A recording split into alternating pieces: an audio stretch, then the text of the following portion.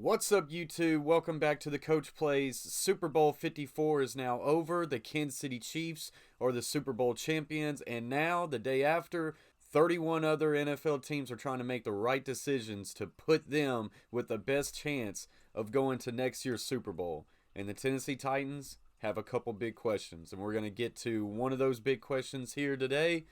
Derrick Henry, free agency. Should the Tennessee Titans make him the highest paid running back in the NFL?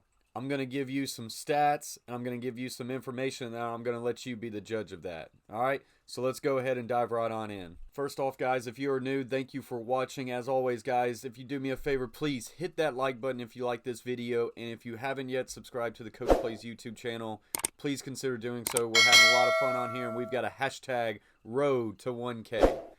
All right, guys, so NFL free agency is upon us. I believe it's March 13th, and a lot of teams across the NFL is going to be stuck with tough decisions, and the Tennessee Titans are one of them.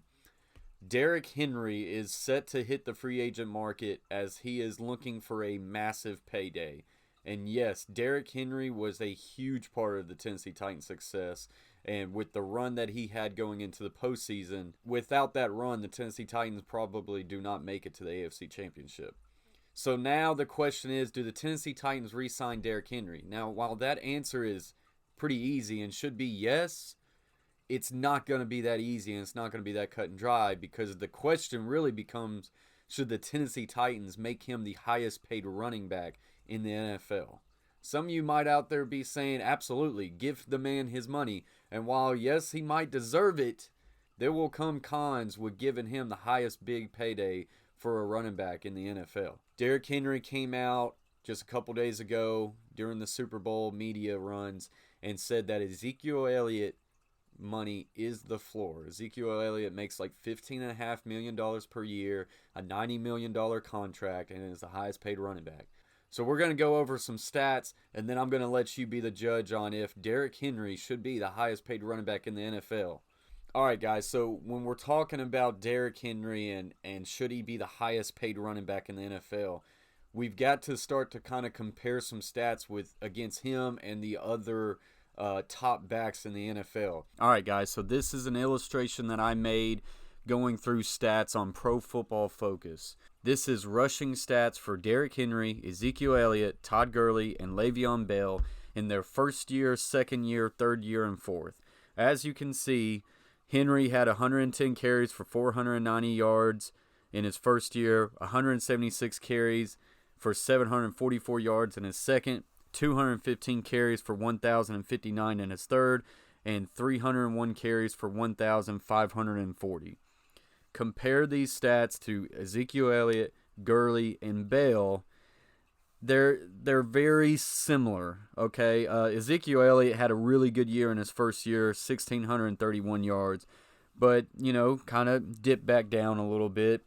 And then back-to-back, his third and fourth year are very comparable to Derrick Henry. Todd Gurley, very similar to Todd Gurley. As far as Derrick Henry's concerned, the first couple years he came into the league, he had DeMarco Murray in front of him, so he didn't get the caseload as some of these other running backs did. So when we're looking at rushing stats, Derrick Henry is very comparable to the other top running backs in the league. But where it can start to change is when you look at the receiving stats for a team, for a leading rusher, and a snap count. So we're going to go over and we're going to look at receiving stats. So here we go. First year receiving, Derrick Henry only had 13 catches for 137 yards. Second year, 11 catches for 136. Third year, 15 for 99. And last year, 18 catches for 206. Now, when you start to compare these stats with Elliott, Gurley, and Bell, this is where they really start to stand out. Ezekiel Elliott, 32 catches his first year, 363, 26 for 269. His third year was a massive year, 77 catches for 567 yards, and fourth year, 54 for 420. Gurley also in his third year had 64 catches for 788 yards, and Bell also in his second year had 83 catches for 854 yards, And in his 4th year, 75 catches for 616 yards. So Ezekiel Elliott, Todd Gurley, and Le'Veon Bell, the stats show that they are much more effective as far as making plays through the passing game. While Derrick Henry isn't terrible in the pass game, it seems like when they throw him some screens, he makes some things happen. But it's not a big chunk of his plays. A lot of time when the Tennessee Titans are in passing situations, you tend to see Dion Lewis in the game or some other smaller backs. Derrick Henry is not their go-to guy. So that is just something that you need to consider when you're thinking about making him some of the highest paid back. Is he giving you everything you need as far as from a rushing game and as far as from a receiving game out of the backfield? Or, in your opinion, do you even care if he can catch the ball out of the backfield? As far as Ezekiel Elliott, Gurley, and Bell, these are ways that it puts a lot more stress on a defense, that you don't have to just worry about him running in between the tackles. You have to worry about him releasing down the field and being able to make plays in the passing game. Okay, so here's an illustration on snap counts for these 4 players in their first 4 years of their career. Reminder, Derrick Henry played behind DeMarco Murray his first couple years, so that's why, especially the first year, his numbers were low at 270. Second year, 408. Third year, 401. Fourth year, this past year, 589, which came out to be around 56% of the snaps he played. But then when you compare them to Elliott, Gurley, and Bell, Elliott, 713, 589, 890, and then this past year, 937. Gurley, 457, 742, 788, and then 825. And then you look at Le'Veon Bell in his second year, had 927 snaps. Where you can take this information is they play a lot more snaps because of the passing situation. They're much more of a threat in the passing game, and that allows them to be on the field more. Also, another situation of that is pass protection. A lot of people have said that Derrick Henry's pass pro is not where it needs to be, and that's the reason why he comes off the field in some big third down situations, because his pass pro isn't to where it needs to be right now. So you could take this in a couple different situations here. You could look at the snap count and be like, well, Ezekiel Elliott, Todd Gurley, and Le'Veon Bell, they play a lot more snaps, so they're much more effective, and they should be paid higher money. But you could also look at it as a massive pro, because someone like Derrick Henry, he hasn't really necessarily had the mileage as some of these other players. So do you look at it as a pro that Derrick Henry hasn't had as many snaps as some of these other players? Or do you kind of look at it as a con and saying, well, there's a reason why he's not on the field. He's not as productive in big third down passing situations, or he's not as effective in passing situations as far as catching the ball out of the backfield. That's really up to you, but it's a very interesting stat when you're thinking about paying him the top tier money and how does he stack up with these other players. So pros and cons to signing Derrick Henry, the highest paid running back in the NFL.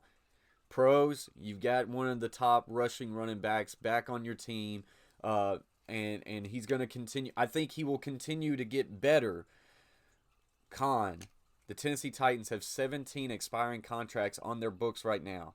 If you give Derrick Henry top-tier money, you're going to have to re-sign Tannehill. You got Logan Ryan, you got Jack Conklin, you've got others. If you sign Derrick Henry to top running back money, unfortunately, you're going to see some of these guys have to leave. You're not going to be able to pay everybody. So if you pay him top-tier money and then you somehow do sign Tannehill and he's not going to be cheap and you sign him, look forward to seeing Logan Ryan walk out the door, Jack Conklin walk out the door, and then you're also going to be kind of cap-strung to be able to get even more free agents. So, and then that's not just this year as well. That's also the years going forward. So you have to be thinking about those situations as is. We already have the highest paid left tackle in the league. We already have the highest paid safety in the league. Eventually, the money thins out, and you're not able to give everybody the top dollar money. ultimately, the best decision I think for the Tennessee Titans would be to find a middle ground. I don't think you necessarily want Derrick Henry walking out that door, but I also don't think you want to give him the highest paid running back in the league. I think the Tennessee Titans and Derrick Henry need to come together and find a middle ground, and instead of making him the highest paid running back at $16 million a year and over $100 million, I think you got to find a way to get him from that 12 to 15 market and then give him extra incentives, and then that could really be good for the Tennessee Titans moving forward. So yeah, guys, that's going to do it for this video. Put in the comments right now, would you give Derrick Henry the highest paid running back money in the league, or do you think Derrick Henry needs to come off that number, or are you even okay with letting Derrick Henry walk, guys? Appreciate you watching very much. As always, guys, please hit that like button if you like this video. Share it out. And as always, if you haven't yet subscribed to the Coach Plays, consider doing so, guys. We got a hashtag road to 1K. But until next time, guys, peace.